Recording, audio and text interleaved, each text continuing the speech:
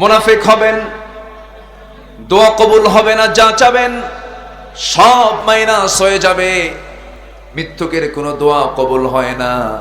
আল্লাহর কসম করে বলি, একটা আমল করবেন, আপনি যা বলবেন আল্লাহকে, আল্লাহ তাই শুনবেন। কেন শুনবেন না? তিনি আমার নবীর দোয়া কোনোদিন মিস হয় নাই। নবী যা বলেছেন তাই কবুল হয়ে গেছে। কেন হয়েছে? কি জন্য হয়েছে? কারণ আমার নবীর জিহ্বায় একটা দিন তার মিথ্যা কথা তার মুখ থেকে বের হয় নাই। মিথ্যা ছেড়ে দেব, আমি আল্লাহকে যা বলবো তাই তিনি কবুল করবেন। মিথ্যা নিয়ে চলবো, কোনো কিছুই কবুল হবে না। আল্লাহ রাব্বুল আলামিন বলছেন, মুনাফিকি ছেড়ে দাও। মুনাফিকের জন্য চূড়ান্ত শাস্তি আমি আল্লাহ রেখে দিয়েছি। কাফেরদেরকে, মুশরিকদেরকে যতটুকু শাস্তি দেওয়া হবে তার চেয়ে বেশি শাস্তি মুনাফিকরা পেয়ে যাবে। ইন্নাল মুনাফিকিনা ফিদ দারকিল আসফালি মিনান নার ওয়া লা তাজিদ লাহুম নাসীরা। নিঃসন্দেহে যারা মুনাফিক, মুনাফিকদের জন্য জাহান্নামের তলদেশ তাদের ঠিকানা, তাদের কোনো সাহায্যকারী থাকবে না। আল্লাহ পাক আমার রাসূলকে এক জায়গায়, রাসূলকে লক্ষ্য করে বলছেন, ইয়া আইয়ুহান নাবিয়্যু জাহিদিল কুফফার ওয়াল মুনাফিকিনা ওয়াগলুয আলাইহিম ওয়া মাআওয়াহুম জাহান্নাম ওয়া বিইসাল মাসীর। জোরে বলুন আল্লাহু আকবার। হে নবী, আপনি জিহাদ ঘোষণা করুন কাফিরদের বিরুদ্ধে, মুনাফিকদের বিরুদ্ধে, এবং মুনাফিকদের বিরুদ্ধে আপনি কঠোর হন। তাদের সেক্ষেত্রে আপনি আপোষ করবেন না। মুনাফিকদের সঙ্গে কোনো আপোষ করলে বিপদ হয়ে যাবে, এবং তাদের জন্য জাহান্নাম রয়েছে। কত নিকৃষ্ট জায়গা সেই জাহান্নামটা। এই জন্য আমার বন্ধুগণ, মুনাফিকদের জন্য দোয়া করো, তাদেরকে মাফ করে নেওয়া সম্ভব নয়। একটু কান লাগাবেন, মনোযোগ দিয়ে শুনবেন। আমার নবীর জীবদ্দশায় একজন মুনাফিক দুনিয়া থেকে বিদায় নিল। মুনাফিকদের সর্দার, তার সন্তান একজন সাহাবী ছিলেন। এই মুনাফিক যখন দুনিয়া থেকে বিদায় নিল, বিদায় নেওয়ার সঙ্গে সঙ্গে আমার নবীর কাছে ওই মুনাফিকের সন্তান, আমার নবীর প্রিয় সাহাবী আব্দুল্লাহ, আমার নবীর কাছে এসে বলছেন, ইয়া রাসূলুল্লাহি, আমি আপনার কাছে এসেছি একটা বিষয় নিয়ে। আমি জানি আমার বাবা মুনাফিক, আমার বাবা খারাপ মানুষ, কিন্তু আমার জন্মদানকারী বাবা, আমি আজকে তার সন্তান হয়ে আপনার কাছে আসছি। আপনি আমার বাবার জন্য একটু দোয়া করুন। আর আপনি যদি পারেন, আমার বাবার কাপড়ের জন্য আমি আপনার পক্ষ থেকে একটা জুব্বা চাচ্ছি, আমাকে একটা জুব্বা দিবেন। আমার নবীজির ভিতরে দয়া মায়া বেশি ছিল। নবীজি রহম দিলওয়ালা মানুষ ছিলেন। আমার নবীজি করলেন কি, একটু দেরিও করলেন না, সময় ক্ষেপণ করলেন না, কাল ক্ষেপণ করলেন না, ভিতরে ঢুকলেন। একটা জুব্বা, আমার নবীজির ব্যবহৃত একটা জুব্বা মোবারক তার হাতে দিয়ে বললেন, যাও, তুমি আমার কাছে চেয়েছো, তোমাকে একটা জুব্বা আমি তোমার বাবার জন্য দিয়ে দিলাম। নিয়ে চলে গেলেন। গোসল করানো হলো, গোসল সম্পন্ন হলো। আমার নবীজির বরকতময় দেহের একটা জুব্বা তার গায়ে পরিধান করে দেওয়া হলো বরকতের জন্য। জানাজার সময় হয়ে গেছে। নবীর কাছে এসে বলছেন, ইয়া রাসূলুল্লাহ, ইয়া হাবিবাল্লাহ, যদি আপনি দয়া করে, আমি জানি আমার বাবা জঘন্য মানুষ, আমার বাবা মুনাফিক ছিল, যদি দয়া করে আপনি আমার বাবার জানাজায় যদি শামিল হতেন, আপনি যদি আপনার ইমামতি করতেন, আমি খুব খুশি হতাম। নবীজি তাও মানা করলেন না। চলে গেলেন জানাজায়। জানাজা সম্পূর্ণ হয়ে গেল। আমার নবীজি জানাজায় সামনে যখন দাঁড়ালেন, পেছন থেকে একজন সাহাবী, তার নাম হলো ওমর, দ্বিতীয় খলিফা ওমর ফারুক রাদিয়াল্লাহু তাআলা আনহু, পেছন থেকে আমার নবীজির জুব্বা টানতেছেন আর বলছেন, হুজুর, মুনাফিকের জানাজা আপনি কেমনে পড়াবেন? রাসূল বলছেন, ওমর, আমারে বাধা দিও না। আমার নবীজি জানাজা সম্পূর্ণ করলেন। জানাজা সম্পূর্ণ হয়ে গেছে। আমার নবীজি তার পরনের জুব্বাও দিয়েছেন। বরকতের জন্য বরকতের আশায় তার সন্তানটা তার গায়ে, আমার নবীর ব্যবহৃত জুব্বাটা তার গায়ে পরিয়ে দিয়েছেন।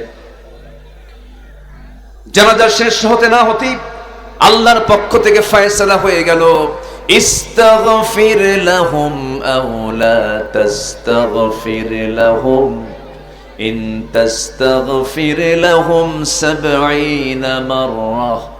হে রাসূল, আপনি ক্ষমা চান আর না চান, আপনি যদি তার জন্য ৭০ বারও ক্ষমা চান, আল্লাহর দরবার থেকে কোনো ক্ষমা করা হবে না, কারণ সে মুনাফিক।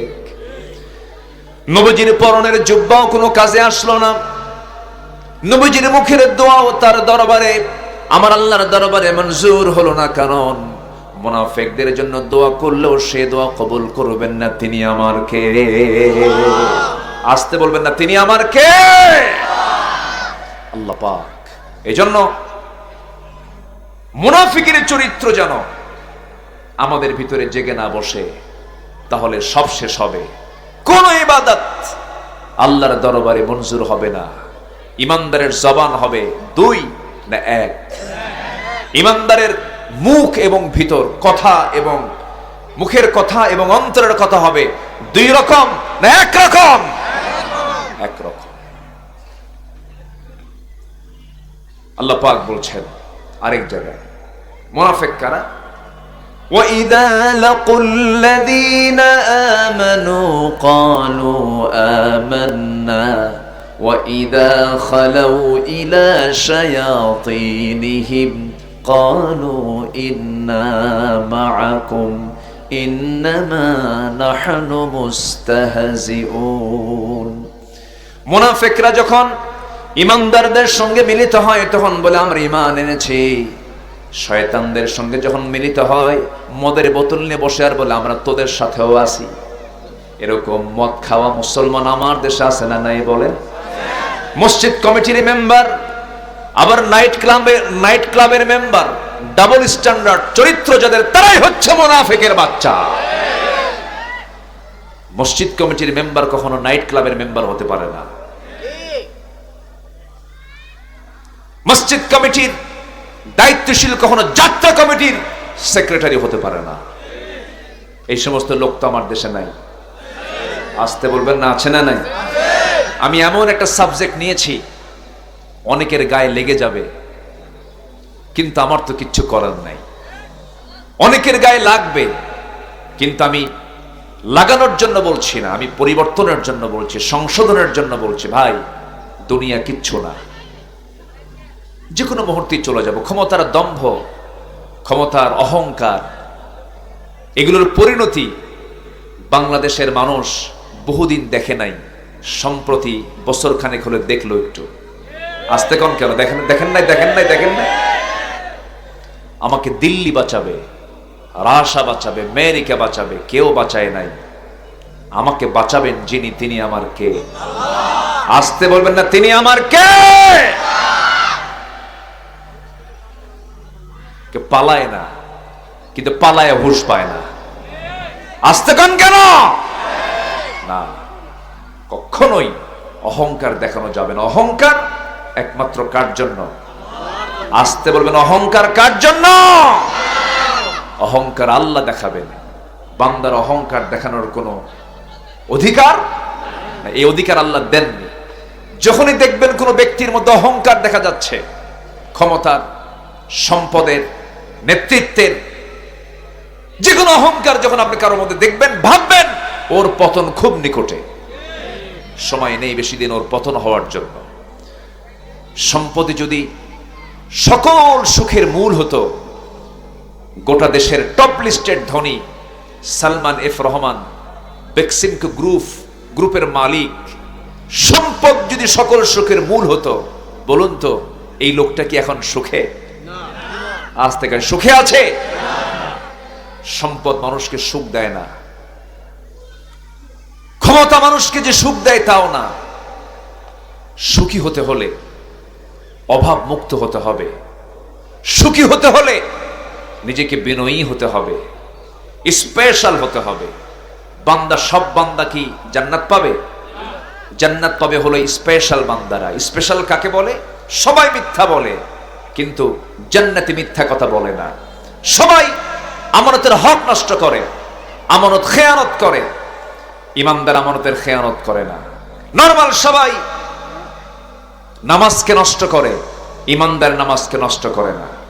নরমাল বান্দারা রমজান মাসেও দুপুরবেলা সিগারেট খায়, কিন্তু ইমানদার বান্দারা রমজান মাসে আল্লাহকে খুশি করার জন্য না খেয়ে থাকে। তাহলে আমরা কি নরমাল হব না স্পেশাল হব? বলেন, নরমাল হব না স্পেশাল হব? স্পেশাল বান্দা হব। জান্নাত আমার আপনার জন্য 8টা। কয়টা বলেন তো? 8টা জান্নাত। এই 8টা জান্নাত আল্লাহ আমার জন্য বরাদ্দ রেখেছেন। সবাইকে জান্নাত পেতে রাজি আছেন? নামাজ না পড়ে, আসতে কয়, নামাজ পড়ে না নামাজ না পড়ে? আমার দেশে ইমানদার বেশি না ইমানদার বেশি না নামাজি বেশি? ভালো করে কর। আমার দেশে নামাজি বেশি না ইমানদার বেশি? চিন্তা করেন, ইমানদার বেশি, নামাজি কম। বলেন তো এটা কি মানে কোন সুস্থ উত্তর হলো? বলেন তো কোন ঠিক উত্তর হলো এটা? বলেন তো না। ইমানদার বেশি অথচ নামাজি নাই, এটা আবার কি ইমানদার? সম্মানিত ভাইয়েরা, আমরা নামাজ ইমানদার হব। জোরে বলি ইনশাআল্লাহ, জোরে বলি ইনশাআল্লাহ। নামাজ পড়ব কয় ওয়াক্ত? বলেন, কয় ওয়াক্ত নামাজ? 5 ওয়াক্ত। এই 5 ওয়াক্তের মাঝে আবার মুনাফিকরাও কিন্তু নামাজ পড়ে। মুনাফিকরা জোহর পড়ে,